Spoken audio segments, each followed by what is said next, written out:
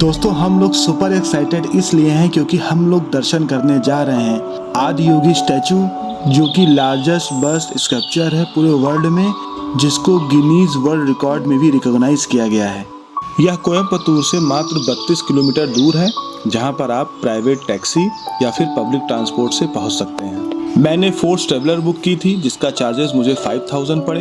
Public transport के लिए railway station के पास एक पुलिस म्यूजियम है, जहां से आपको 14C नंबर की बस यहां तक लेकर आती है। बातों बातों में हम आदि योगी स्टैचू के स्थल पर पहुंच चुके हैं। पीछे से हमें भगवान की मूर्ति दिखाई पड़ रही है। अगर आप अपनी प्राइवेट व्हीकल से आते हैं तो आप मूर्ति के पास उतर सकते हैं, बाद में ड्राइवर पार्किंग में गाड़ी को लगा देता है। लेकिन अगर आप पब्लिक ट्रांसपोर्ट से आते हैं तो यह यात्रा आपको पैदल ही कवर करनी पड़ेगी।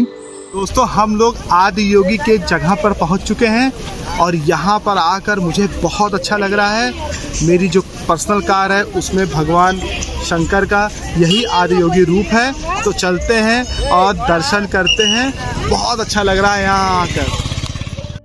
आदि योगी स्टैचू की अभिकल्पना या कहूँ डिजाइन का श्रेय सदगुरु जग्गी वासुदेव जी को जाता है। आदि योगी शब्द का अर्थ होता है प्रथम योगी, जिसमें शिव को योग का प्रवर्तक माना जाता है। सदगुरु के अनुसार यह प्रतिमा योग के प्रति लोगों में प्रेरणा जगाने के लिए स्थापित की गई है। यह स्टैचू कोयम्बटूर के वेल्लयनगिरी पर्वत की तलहटी के पश्चिमी घाटों की श्रृंखला में स्थित है, जिसको संपूर्ण रूप से तैयार करने में 2 साल 8 महीने का समय लगा। इस स्टैचू का अनावरण प्राइम मिनिस्टर श्री नरेंद्र मोदी जी ने महाशिवरात्रि के पावन अवसर पर 24 फरवरी 2017 में किया। ईशा फाउंडेशन की बात की जाए तो यह फाउंडेशन वेल्लयगिरी पर्वत की तराई में 150 एकड़ की हरी भरी भूमि पर फैला हुआ है, जो कि 2.5 लाख से अधिक स्वयंसेवियों द्वारा चलाया जाता है।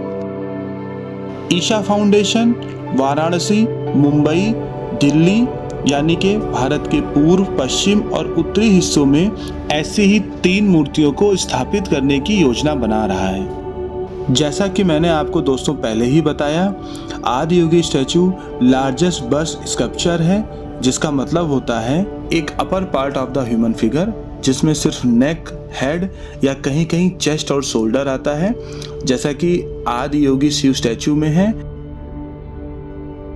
भगवान शिव के इस स्टैचू के सामने एक छोटा सा शिवलिंग है, जहां पर आप प्रायः जल चढ़ा सकते हैं और आशीर्वाद प्राप्त कर सकते हैं।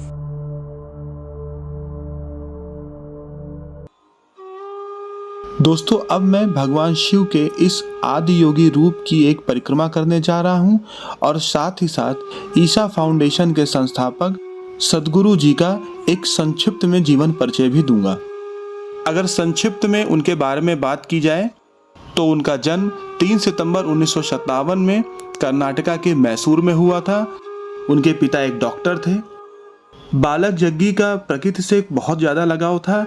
अक्सर ऐसा होता था कि वो कुछ दिनों के लिए जंगल में गायब हो जाते थे और पेड़ की ऊंची डालों पर बैठकर हवाओं का आनंद लेते थे और अनायास ही गहरे ध्यान में चले जाते थे।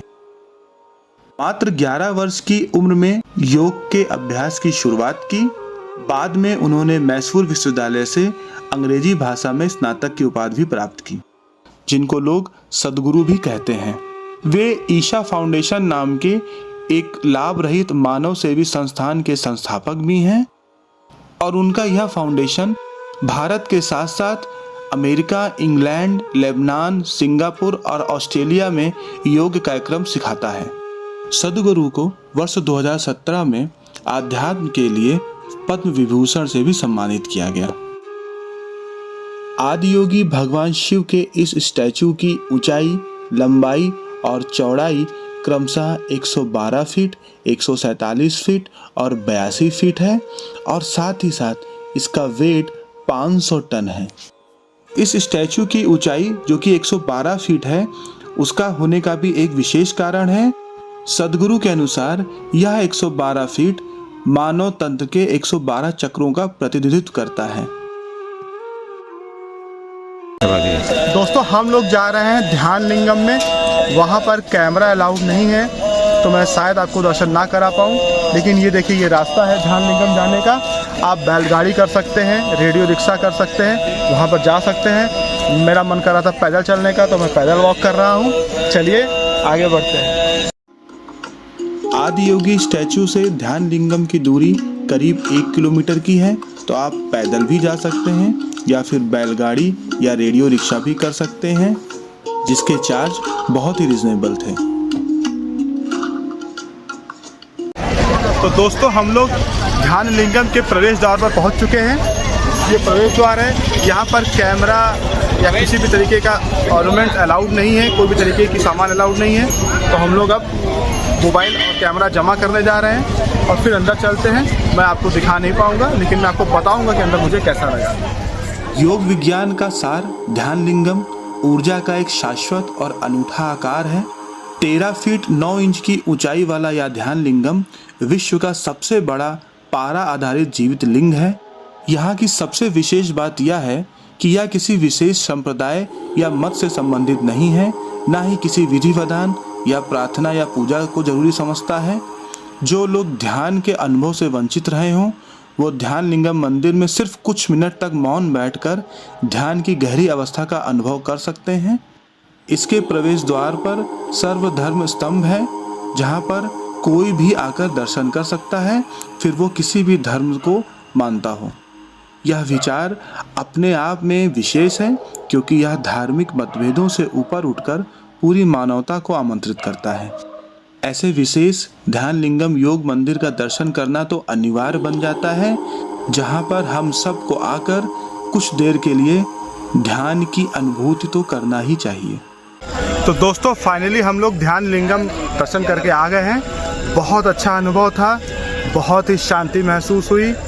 काफ़ी ऊंचा सा एक लिंग है शिव जी का, जिसके चारों तरफ लोग बैठ के ध्यान कर रहे हैं। आप वहाँ बैठ सकते हैं, ध्यान कर सकते हैं। सबसे अच्छी बात कि वहाँ पर आवाज़ करना सख्त मना है। जगह जगह लोग बोर्ड लेके खड़े हैं कि प्लीज़ मेंटेन साइलेंस, जो कि मुझे सबसे अच्छा लगा। मंदिर के बाहर एक बहुत ऊंचे से नंदी हैं, जिनके दर्शन मैंने किए। उसके पहले स्त्री और पुरुषों के लिए एक कुंड बना हुआ है, जहां वो स्नान कर सकती हैं, अपने कपड़े चेंज कर सकती हैं। वहां पे स्नान करें, आगे जाएं।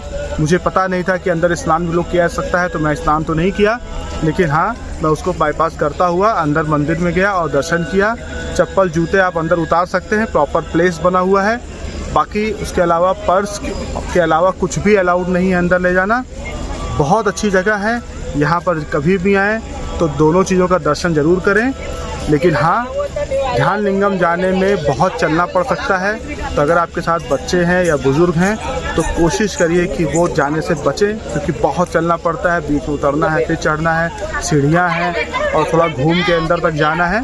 तो एटलीस्ट 1 से 2 किलोमीटर तो अंदर वॉक करना ही पड़ेगा। लेकिन ओवरऑल एक्सपीरियंस बहुत अच्छा था। जो लोग अंदर जाते हैं वो लोग प्रसन्न होकर ही बाहर आते हैं, इस चीज़ की गारंटी है। मुझे बहुत अच्छा लगा यहाँ आकर। दोस्तों, इस समय हम लोग इंतजार कर रहे हैं आदि योगी दिव्य दर्शनम 3D लेजर शो का। इस 3D लेजर शो का अनावरण पूर्व राष्ट्रपति श्री रामनाथ कोविंद जी के द्वारा महाशिवरात्रि के दिन 2019 में की गई।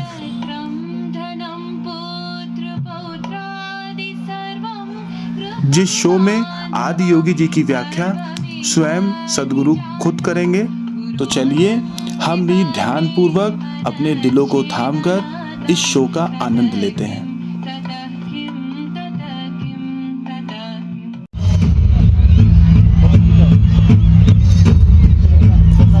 करेंगे, साथ ही साथ ध्यान लिंगम के दर्शन करेंगे। यह समय कब बीत जाएगा आपको पता भी नहीं चलेगा, और देखते ही देखते शाम के 7 बज जाएंगे। 7 बजे से आदि योगी स्टैचू पे laser and 3D show start होता है, जिसको दिव्य दर्शनम बोलते हैं, जिसको आपको बिल्कुल भी मिस नहीं करना चाहिए। 7 से 8 वह शानदार एक्सपीरियंस लेने के बाद आप 8 बजे वापस अपनी गाड़ी से 9 बजे तक कोयम्बटूर आ सकते हैं। तो दोस्तों, बहुत अच्छा लगा मुझे यहाँ आकर। आपने अभी देखा कि कितना अच्छा लाइट शो था। इतना अच्छा लाइट शो तो मैंने दुबई में भी नहीं देखा। बहुत बढ़िया। और सबसे बड़ी बात जो इस जगह की है वो ये है कि 1 रुपये का टिकट या 1 रुपये का चार्ज नहीं करते इन सब चीज़ों के लिए, जो कि यहाँ की बेस्ट है। आप यहाँ आइए, दर्शन करिए, ध्यान करिए, एक शानदार मेमोरी को इकट्ठा करिए। बहुत ही अच्छी जगह है। कोयम्बतूर आना मेरा सफल हो गया। बहुत अच्छा लगा मुझे यहाँ के। आप भी आइए, दर्शन करिए। मिलते हैं अगले एपिसोड में।